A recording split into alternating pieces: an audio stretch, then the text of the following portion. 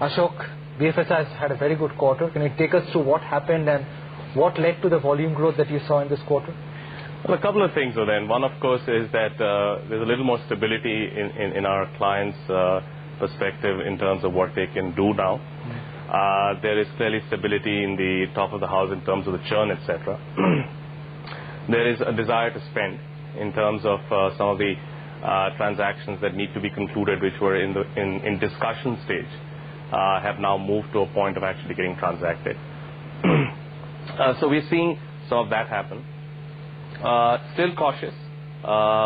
See an exit, but definitely still in the woods.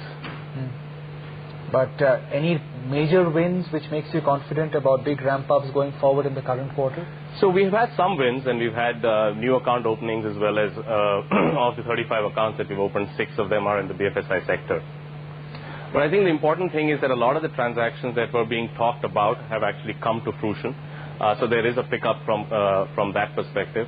Shibu talked about the M&A transactions which have actually come our way. These were in the works for a period of time, and they have now finally come to a point where you can actually see the returns from those transactions. So this is both in the US as well as in Europe. We're seeing a lot of that happening.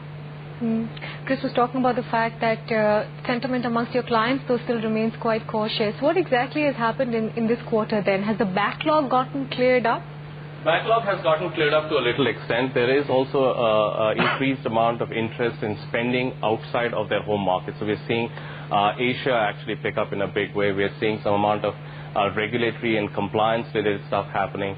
These are things that they have to do. These are not things that they can put off. So those things that they have to do, they are actually picked up. And I think it's it is not only just backlog, but actually a lot of the plans that they had have actually come to fruition in the second quarter. So it's just a lucky coincidence that it happened in this particular quarter and got actually accumulated there. Vinod, what about the India experience? Yeah, actually, there are a lot of things looking up in India.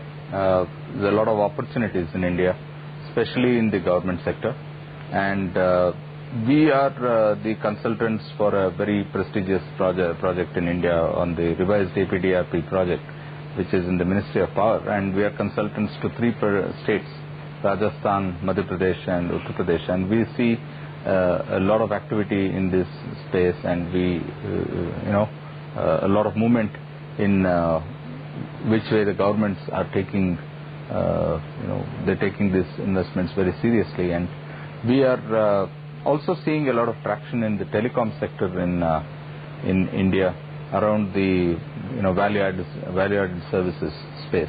So I think are you going to bid for UID?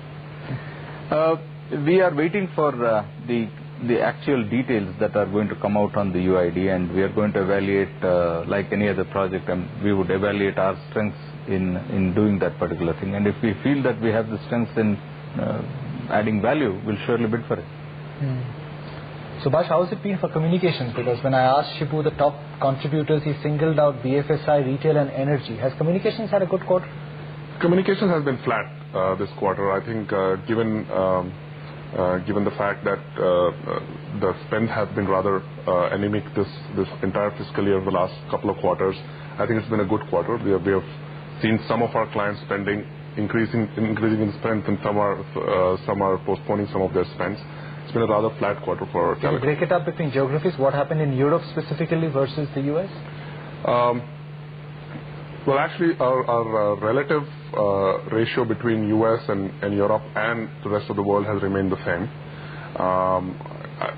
There's not been much of a currency issue here at this point in time. Between last quarter and this quarter, we haven't seen much of a difference in terms of the spend patterns across geographies. By when do you think Ashok could be confident to sit down and do pricing negotiations with your clients? When will we do pricing negotiations again? On the up, of course. Well, I think that's a little way out. Clearly, there is stability. So the whole flight to procurement that happened earlier this year, that is happily behind us. But unless you are actually driving point-focused solutions and you're addressing more of the transformational and business-changing aspects of our clients' needs, I don't think it's rational to actually expect any price increases. But the investments that we are making in our solutions, in things that we are doing on a bespoke basis, the M&A aspect of things, cross-border transactions, etc., there we are clearly seeing price not be as important an aspect in deciding a deal as we used to see in other deals. Overall, Infosys has managed to bring more work offshore in the current quarter. Has that been true of BFSI specifically? Yes, it has been. It has been. Most of the stuff that we're doing on a backlog basis or the project size basis, actually the offshoring component has increased. But wherever we are doing more of the solutions work, where we are doing actually interface with on the business side, there in the earlier periods you will see an increase in the on-site, and then you will see an increase in offshore, as it progresses. But yes, we have benefited from the fact that the offshore component has gone up. Any client losses? Because in the $10 million and $30 million category, we've seen clients come off a bit. Anything in BFSI specifically? No, we've not lost any client in BFSI. We've added clients, as I said, both in Europe and the US, but not lost anything. Vinod, for India opportunities, what kind of deal sizes is it that India offers to Infosys?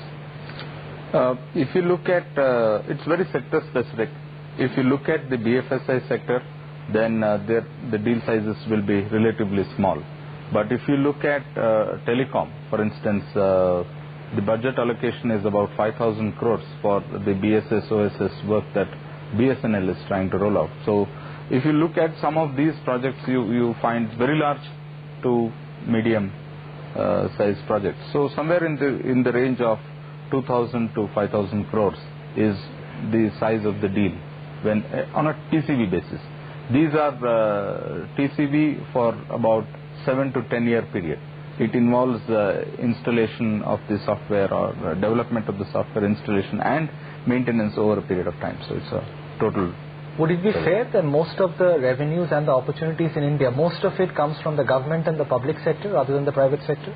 Right now, yes, because I see a clear 90-10 split there.